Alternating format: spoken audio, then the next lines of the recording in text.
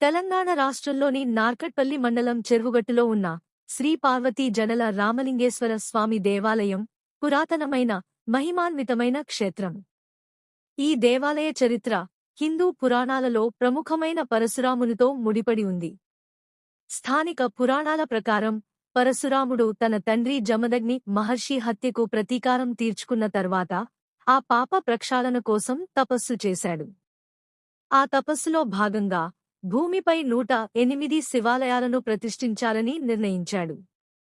చెరువుగట్టులోని ఈ క్షేత్రం అత్యంత విశిష్టమైనది. ఎందుకంటే పరశురాముడు ప్రతిష్ఠించిన చివరి అంటే 108వ శివలింగం ఇదేనని ప్రతీతి ఉంది. ఈ కారణంగా ఈ దేవాలయానికి భక్తులలో ప్రత్యేక ప్రాధాన్యత ఉంది. ఇక్కడి మూలవిరాట్టు స్వయంభూ లింగమని నమ్ముతారు.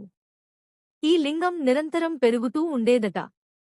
పరశురాముడు తన గొడ్డలితో లింగంపై కొట్టి దాని పెరుగుదలను ఆపాడని, ఆ గుర్తు ఇప్పటికీ లింగంపై కనిపిస్తుందని భక్తులు చెబుతారు.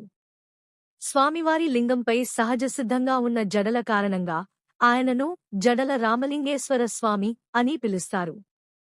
ఈ రోజుల్లో ఈ దేవాలయం ఒక ప్రధాన పుణ్యక్షేత్రంగా విరాజిల్లుతోంది.